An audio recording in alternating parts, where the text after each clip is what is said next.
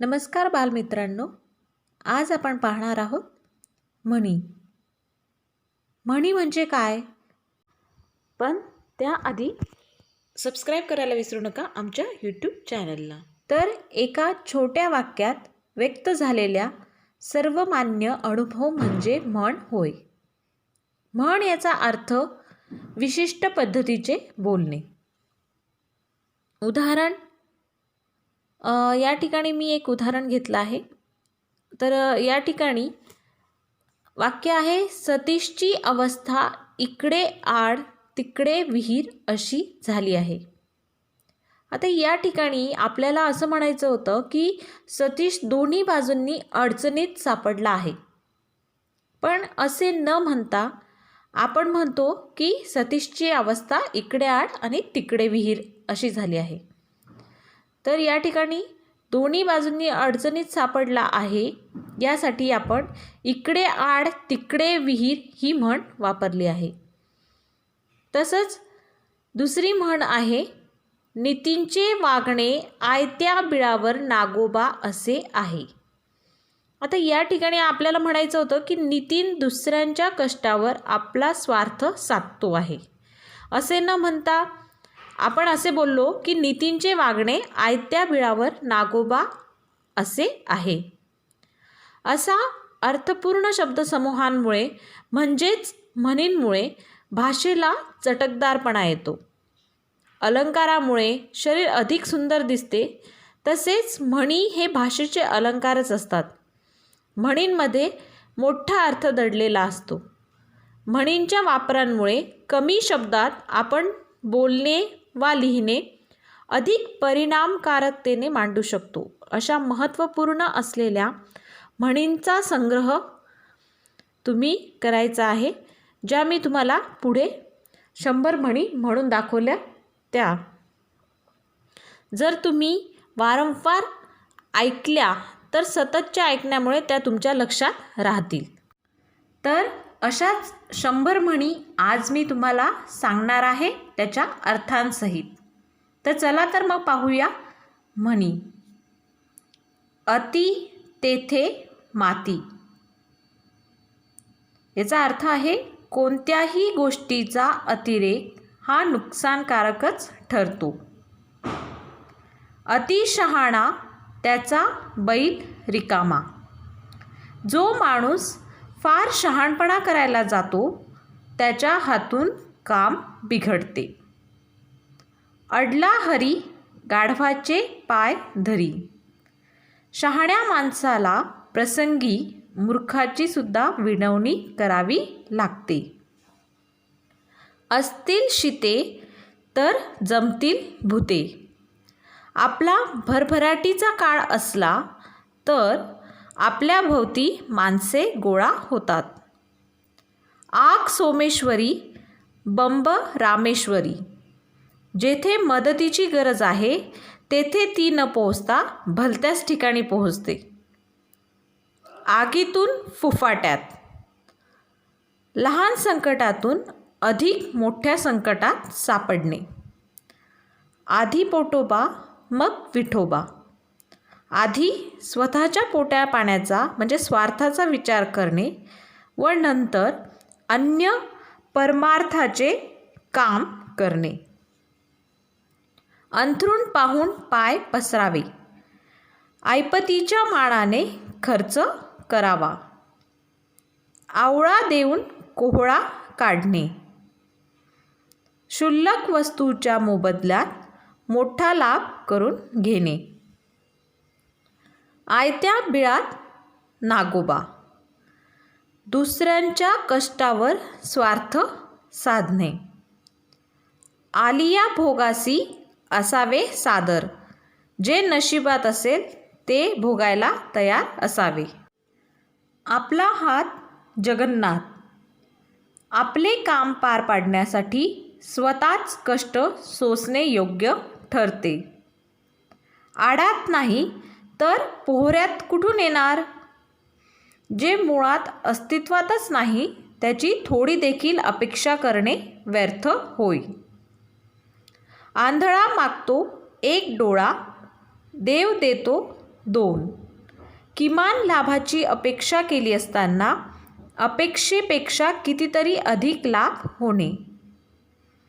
इकडे आड तिकडे विहीर, दोन्ही बाजूंनी अडचणीत सापडणे. उतावळा नवरा गुडघ्याला बाशिंग, उतावळेपणाने मूर्खासारखे वर्तन करणे. उचलली जीभ लावली टाळ्याला, विचार न करता वाटेल ते अमर्यादपणे बोलणे. उथळ पाण्याला खळखळाट फार, ज्याच्या अंगी मुळातच गुण कमी असतात तो मनुष्य फार बढाई मारतो. ऊस गोड लागला म्हणून मुळासकट खाऊ नये. एखादी गोष्ट आवडली असली तरी तिचा अतिलोभ बाळगू नये. एक ना धड भाराभर चिंध्या, एकाच वेळी अनेक कामे स्वीकारल्यामुळे शेवटी कोणतेही काम पूर्ण न होणे. एका हाताने टाळी वाजत नाही. कोणत्याही भांडणात भांडणाऱ्या दोन्ही बाजूंकडील माणसे जबाबदार असतात. ऐकावे जनाचे, करावे मनाचे. कोणत्याही कामाबाबत दुसऱ्यांचे मत घ्यावे, परंतु शेवटी सारासार विचार करून आपल्या मताप्रमाणे वागावे.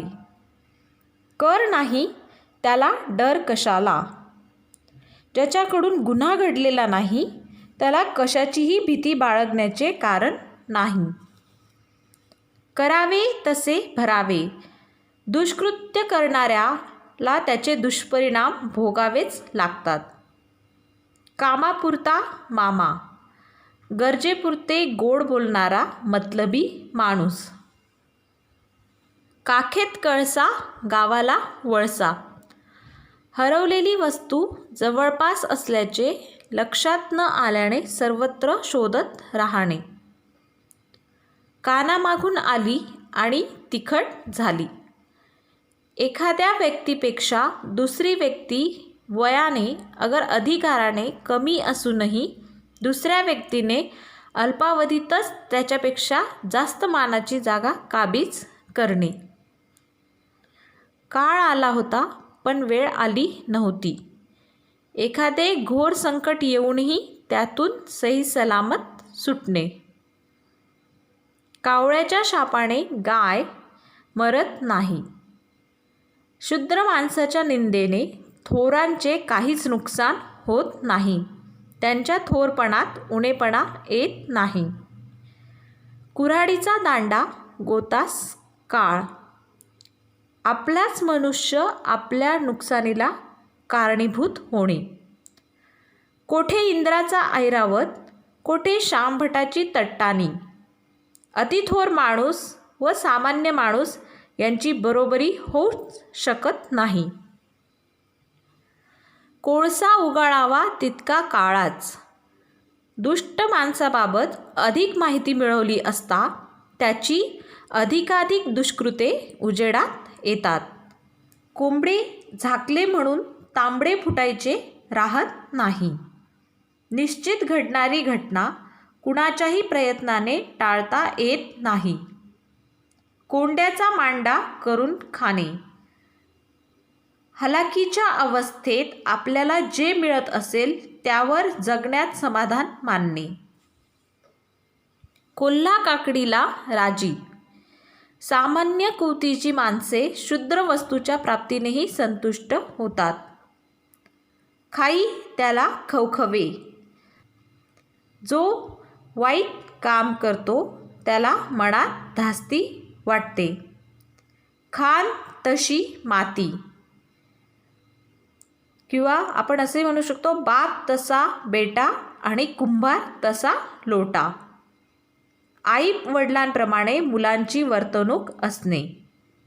खाईन तर तुपाशी, नाहीतर उपाशी.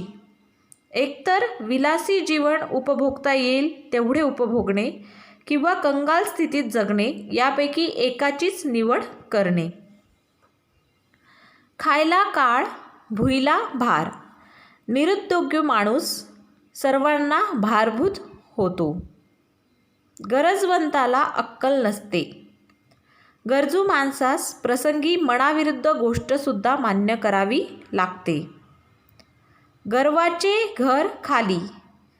गर्विष्ठ माणसाला शेवटी पराभव किंवा अपमान स्वीकारावा लागतो.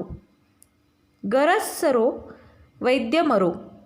आपले काम संपताच उपकारकर्त्याला विसरणे. गरजेल तो पडेल काय. केवळ बडबड करणाऱ्यांच्या हातून कोणतेही कार्य घडत नाही. गाढवाला गुळाची चव काय. अडाण्याला चांगल्या वस्तूंचे मोल कळत नाही.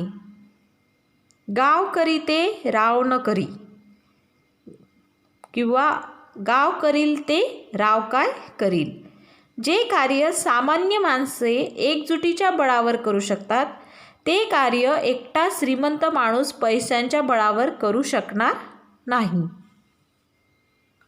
गाजराची पुंगी वाजली तर वाजली, नाहीतर मोडून खाल्ली. एखादी गोष्ट साध्य झाली तरच उत्तम, नाहीतर तिचा दुसरा काहीतरी उपयोग करून घेणे. गुरुची विद्या गुरुला पळली. म्हणजे याचा अर्थ आहे की एखाद्याचा डाव त्याच्यावरच उलटणे. गोगलगाय नि पोटात पाय. एखाद्याचे खरे स्वरूप न दिसणे. घरोघरी मातीच्या चुली. सर्वत्र सारखीच परिस्थिती असणे. 4 दिवस सासूचे, 4 दिवस सुनेचे. प्रत्येकाला आयुष्यात कधी ना कधी अधिकार गाजवण्याची संधी मिळतेच. चोराच्या मनात चांदणे. आपले दुष्कृत्य उघडकीस येईल अशी सदैव भीती वाटत राहणे. चोर सोडून संन्याशाला सुळी देणे. म्हणजे अपराधाला सोडून निरपराधाला शिक्षा देणे. चोरावर मोर. एखाद्याच्या कृत्यावर सवाई कृत्य करून मात करणे. जळात राहून किंवा पाण्यात राहून माशाशी वैर करू नये. जेथे राहायचे तेथील माणसांबरोबर वैरभाव ठेवू नये. जावे त्याच्या वंशा तेव्हा कळे. दुसऱ्याच्या अडीअडचणी त्या परिस्थितीतून स्वतः गेल्याशिवाय कळत नाही. जित्याची खोड मेल्याशिवाय जात नाही. मूळचा स्वभाव कधीच बदलत नाही. जे न देखे रवी ते देखे कवी. कल्पनेच्या भरारीमुळे कवी वास्तव्याच्या पलीकडचे वर्णन करू शकतो. ज्याची खावी पोळी त्याची वाजवावी टाळी. ज्याने आपल्याला मदत केली त्याच्याशी अनुकूल असणे. झाकली मूठ 1.25 लाखाची. मौन पाळून अब्रू राखणे. टाकीचे घाव सोचल्या वाचून देवपण येत नाही. अपार कष्टा वाचून मोठेपणा मिळत नाही. डोंगर पोखरून उंदीर काढणे. अतोनात श्रमानंतर अत्यल्प फायदा होणे. तळे राखी तो पाणी चाखी. एखादी गोष्ट ज्याच्या स्वाधीन केली आहे तो त्याचा थोडा तरी उपभोग घेणारच. तहान लागल्यावर विहीर खणणे. एखाद्या वस्तूची गरज निर्माण झाल्यावर ती मिळवण्यासाठी धावपळ करणे. ताकापुरती आजी. स्वार्थ साधण्यापुरतेच एखाद्याचे गुणगान करणे. थेंबे थेंबे तळे साचे. थोडे थोडे साठवत राहिल्याने काही दिवसांनी त्याचा मोठा साठा होतो. दगडापेक्षा वीट मऊ. मोठ्या संकटापेक्षा लहान संकट सुसह्य वाटणे. दात आहे तर चणे नाहीत, चणे आहेत तर दात नाहीत. अनुकूल परिस्थितीचा उपयोग करून घेण्यासाठी योग्य ती गोष्ट योग्य वेळी न मिळणे. दाम करी काम. पैशाने सर्व कामे साध्य होणे. दिव्याखाली अंधार. मोठ्या माणसाच्या ठिकाणी देखील काही दोष असतातच. दुरून डोंगर साजरे. कोणतीही गोष्ट लांबून चांगली दिसते, जवळून तिचे खरे स्वरूप कळून येते. देश तसा वेश, परिस्थिती लक्षात घेऊन त्यानुसार वागावे. देव तारी त्याला कोण मारी. देवाची कृपा असल्यावर कोणीही आपले वाईट करू शकत नाही अशी भावना. दैव देते, कर्म नेते. अनुकूल परिस्थितीचा फायदा उठवता न येणे. दोघांचे भांडण, तिसऱ्याचा लाभ. भांडण करणाऱ्यांचा काहीही फायदा न होता त्यातून तिसऱ्याचाच फायदा होतो. न करत्याचा वार शनिवार. अनेक सबबी सांगून कामाची टाळाटाळ करणे. नव्याचे 9 दिवस. एखादी गोष्ट नवीन असेपर्यंत तिचे कोड कौतुक केले जाणे. नाव मोठे, लक्षण खोटे. भपका मोठा पण वस्तुस्थिती नेमकी विरुद्ध असणे. नळी फुंकली सोनारे, इकडून तिकडे गेले वारे. केलेल्या उपदेशाचा काहीही उपयोग न होणे. नाचता येईना अंगण वाकडे. आपल्यातील उणेपणा झाकण्यासाठी दुसऱ्या वस्तूला नावे ठेवणे. नाकापेक्षा मोती जड. कनिष्ठ व्यक्ती वरिष्ठाहून वरचढ होणे. आपल्या सोयीसाठी केलेली गोष्टच आपणास तापदायक ठरणे. नावडतीचे मीठ अळणे. नावडत्या माणसाने केलेले चांगले काम देखील वाईटच दिसते. पळसाला पाने 3च. कोठेही गेले तरी परिस्थिती तीच असणे. पाचामुखी परमेश्वर. पुष्कळ लोक जे बोलतात तेच योग्य मानणे. पालत्या घागरीवर पाणी. केलेल्या उपदेशाचा काहीही परिणाम न होणे. पुढच्याच ठेच मागचा शहाणा. दुसऱ्याचा अनुभव पाहून आपण त्यापासून धडा घेणे. प्रयत्नांती परमेश्वर. कितीही अवघड गोष्ट प्रयत्नांनी साध्य होते. पदरी पडले, पवित्र झाले. कोणतीही गोष्ट एकदा स्वीकारली की त्यातील दोषांकडे दुर्लक्ष करून समाधान मानणे. 5ही बोटे सारखी नसतात. सर्व माणसे सारख्याच स्वभावाची वा योग्यतेची नसतात. पी हळद नि हो गोरी. कोणत्याही गोष्टीचे फळ ताबडतोब मिळावे अशी चुकीची अपेक्षा बाळगणे. बळी तो कानपिळी. बलवान माणूस इतरांवर हुकूमत गाजवतो. बुडत्याचा पाय खोलात. माणसाची अवनती होऊ लागली म्हणजे ती अनेक बाजूंनी होऊ लागते. बैल गेला नि झोपा केला. एखादी गोष्ट होऊन गेल्यावर त्यासाठी केलेली व्यवस्था व्यर्थ ठरते. बोलाचाच भात आणि बोलाचीच कढी. प्रत्यक्ष कृती न करता नुसती बडबड करणे. भुकेला कोंडा आणि निजेला धोंडा. तातडीची गरज निर्माण झाल्यावर असेल त्या साधनाने ती भागवणे. भित्यापाठी ब्रह्मराक्षस. भित्र्या माणसावर अनेक संकटे कोसळतात. भरवशाच्या म्हशीला टोनगा. ज्याच्याकडून खात्रीने अपेक्षा करावी त्याच्याकडून अपेक्षाभंग होणे. भीक नको पण कुत्रा आवर. ज्याच्याकडे मदतीच्या अपेक्षेने जावे त्याच्याकडून मदत न मिळता उलट संकट ओढवणे. मऊ सापडले म्हणून कोपराने खणू नये. एखाद्याच्या चांगुलपणाचा गैरफायदा घेऊ नये. मुलाचे पाय पाळण्यात दिसतात. एखाद्याच्या भावी कर्तबगारीचा अंदाज त्याच्या बालपणीच बांधता येतो. मणी वसे ते स्वप्नी दिसे. जशी इच्छा असेल तशी स्वप्ने पडणे. तर या ठिकाणी स्पर्धा परीक्षेमध्ये तुम्हाला कोणत्या प्रकारचे प्रश्न हे म्हणीवर आधारित येऊ शकतात ते आपण पाहणार आहोत.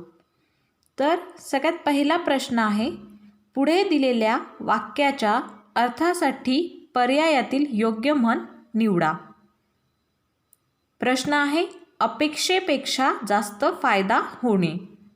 या ठिकाणी आपल्याला 4 पर्याय दिलेले आहेत. पहिला आहे, आयत्या बिळावर नागोबा. दुसरा आहे अति तेथे माती. तिसरा आहे थेंबे थेंबे तळे साचे. चौथा आहे आंधळा मागतो एक डोळा, देव देतो दोन डोळे.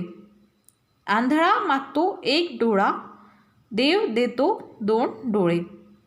आता या ठिकाणी जर आपण पाहिलं तर पर्याय क्रमांक 1 ते 3 मधील वाक्प्रचार वर दिलेल्या वाक्याच्या अर्थाशी जुळत नाही आणि चौथा पर्यायातील वाक्प्रचार आणि त्याचा अर्थ जुळतो. त्यामुळे पर्याय 4 आंधळा मागतो एक डोळा, देव देतो दोन डोळे हे आपले या ठिकाणी उत्तर आहे.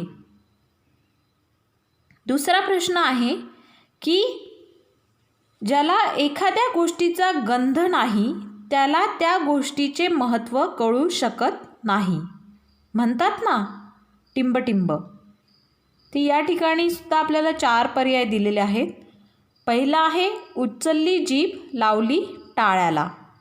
दुसरा नाकापेक्षा मोती जड. तिसरा पालत्या घड्यावर पाणी. चौथा गाढवाला गुळाची चव काय. आता या ठिकाणी गाढवाला गुळाची चव काय ह्या म्हणीचा अर्थ जुळतो. त्यामुळे पर्याय 4 हे आपले उत्तर आहे. आता तिसरा प्रश्न आपण पाहणार आहोत की पुढील कोणत्या पर्यायातील म्हणी अचूक आहेत. पहिलं आहे नाकामागून आली अन तिखट झाली. दुसरा पळसाला पाने तीनच. तिसरा आहे वाचता येईना अंगण वाकडे. आणि चौथा आहे पुढच्याच ठेच मागचा शहाणा. पर्याय क्रमांक 2 आणि 4 म्हणी आपण बोलताना वापरतो. तर पर्याय क्रमांक 1 मधील म्हण ही कानामागून आली आणि तिखट झाली अशी आहे. तर पर्याय क्रमांक 3 मधील म्हण ही नाचता येईना अंगण वाकडे अशी वापरतो. त्यामुळेच पर्याय 2 आणि 4 ही आपली या ठिकाणी उत्तरे आहेत. जर तुम्हाला आमचा आजचा व्हिडिओ आवडला असेल तर नक्कीच लाईक, शेअर आणि सबस्क्राईब करायला विसरू नका आमच्या यूट्यूब चॅनलला अशाच नवनवीन एज्युकेशनल व्हिडिओसाठी.